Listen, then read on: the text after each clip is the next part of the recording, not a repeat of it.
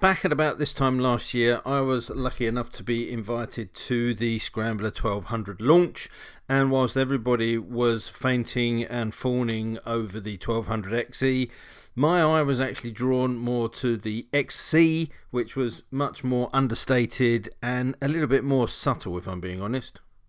I did manage to get some time on the XE earlier this year for a full review, and if you haven't seen that, I'll leave a link up in the top corner and also a link in the end credits.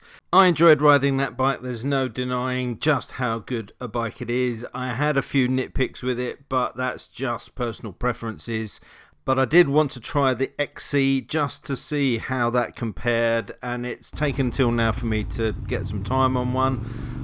So this is not going to be a full and complete review of this bike. I just wanted to see how it differs to the XE, if it rides any differently, and whether the XC is really all that you need on Britain's roads. Now, having said Britain's roads, the first thing I actually did was went and found one of my local byways, because a lot of reviews and online comments say that the XC is the bike to choose if you want a more road focused ride, and if you want to ride it off-road, go with the XE. So I thought, let's take it to the same byway that I used the XE on earlier in the year and see how it compares.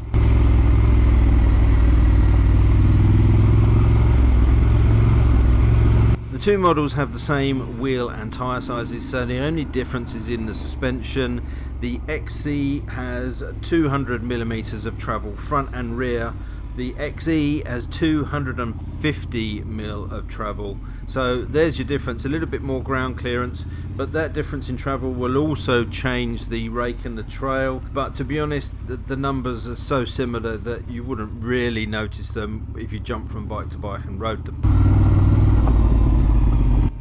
This byway, as you can see, is by no means technical. It's pretty straightforward, and I have to say the XE went down here just as easily as the XE did. And the extra advantage you get from that 50mm of travel and the extra ground clearance is when things start to get really technical and quite gnarly. And to be frank, that's sort of the terrain that you probably wouldn't want to take your brand new 1200 Scrambler XE down.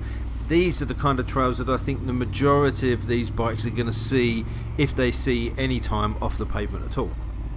So the results from this frankly unscientific test proved to me that the XE is more than capable of hitting the dirt, and it's probably going to be more than capable for most riders. In actual fact, the fact that it is slightly lower means that if you're new to riding trails or riding off-road, you're probably going to gain a little bit more confidence in this bike than you would do with the bigger, taller XE. Getting back onto the black stuff, I wanted to see how the XE performed on tarmac and whether the lower spec, so-called lower spec suspension on this model made much difference to the ride quality and the handling from the XE. I did notice a difference, to be honest, but I'm not entirely sure if that's all down to the suspension, and I'll touch on that later on. I think the setup on this bike is pretty good, and the cartridge forks up front seem to work really well. And to be fair, they kept the bike in check on these lumpy, bumpy B roads and back lanes. One would argue that the XE suspension setup is probably a little bit overkill.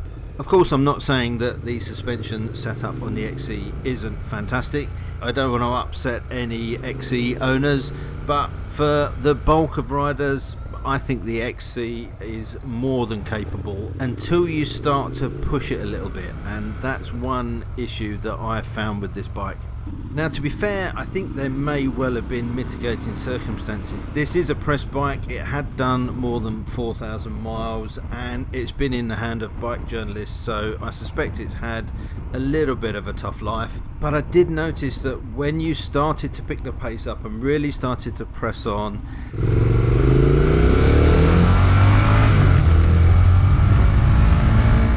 front end just felt a little bit vague and unconnected with the road, and when braking hard coming into corners it would get a little bit unsettled. Now, I can't say that I remember the XE handling like that, So I was trying to pin down what it was. Is it just the fact that it's got a 21-inch front wheel? Well, no, obviously it's not that, because it shares the same size front wheel as the XE. So is it purely down to the suspension? Does the 47mm diameter fork on the XE offer a stiffer and more responsive front end? Well, maybe. The suspension setup on the XE is phenomenal, it is plusher.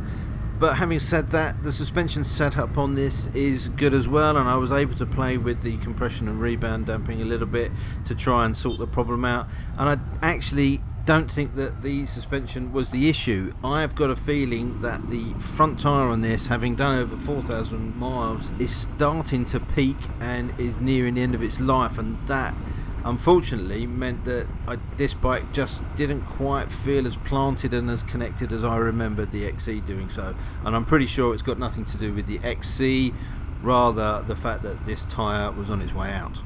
Okay, that's enough prattling on for the moment. Let's find somewhere quiet to give you a quick spin around the bike and have a look at some of the details. As you can see, this is the jet black, matte black version of the 1200 XC, which is a colourway I really like, although I have to say I'm not that keen on the brown seat. And this particular bike has been fitted with the Escape kit. So you get the pannier rail and the weatherproof bag. You also get the hand guards included, which come standard on the XE but are part of this kit. You also have the grab rack, the LED front fog lamps, a centre stand and a fly screen. So quite a nice little kit if you want to use this for a little bit more touring maybe. But this Escape kit will set you back £1,054. Actually, if you were to buy all those parts, that is a good deal. It's cheaper than if you bought those parts individually, but it still means that it brings the price of this bike up to £12,500. There's a lot to like about the Scrambler 1200, particularly the XC model. One of those things is most definitely the sound from the stock exhaust system. Triumph absolutely nailed it with the soundtrack on this bike.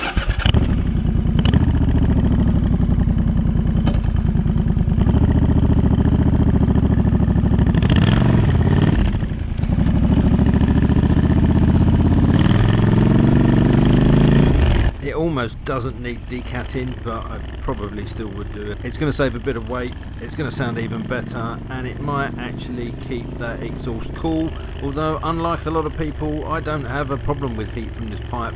To be fair, I've never ridden the bike when it's been really hot, but I don't have any issues with that at all. I still think the Scrambler 1200 is the answer to a question that nobody's really asked, but there's no denying what a great bike it is. Whether you choose the XC or the XE, it's well put together, it performs really well, it's a comfortable bike to ride. If you want that bigger, heftier Scrambler style bike, then this is certainly one to consider. For me, I would pick the XC over the XE. Primarily based on aesthetics, I prefer the colourways for this, and I much prefer the black forks than the gaudy gold forks on its bigger brother. Price wise, well, there's not a lot of difference, and I guess with the upgrades, potentially the XE is a better value bike in that sense, because you are getting more for your money, despite the fact that you are having to pay around about £1,000 more for it. But the performance from the motor and the gearbox and everything is exactly the same, and I think that this XE is more than capable on the British roads. I've really enjoyed riding it around the Essex countryside in the time that I've had it. It's great for bimbling around and exploring the lanes and disappearing up a byway if you come across one. But for me, and maybe it's just because I ride a Tiger 800 and I've been riding that for a while, it just doesn't offer the all-round flexibility that the Tiger does. Aesthetically, obviously it's very different, and there's no disputing the low-down torque makes this bike great fun to ride. And although, as I've already said, I would choose this XC over the XE, if I was spending my own personal money, I wouldn't actually buy either of these bikes. And if I wanted this style of bike, I'd probably, to be honest, be quite happy with the Street Scrambler and spend the money I'd saved on modifications to get the bike looking just the way I want it. So I hope you've enjoyed this video. As I said, not really a review, just some musings whilst I had some time on this bike. If you've got any comments on questions, and I'm sure there will be some, you can pop those in the comment section down below. If you haven't already, don't forget to hit the subscribe button and the notification bell so you get notifications when new videos are launched. And until next time, all that leaves me to say is thanks for watching, take care, ride safe, and I'll see you soon. Bye.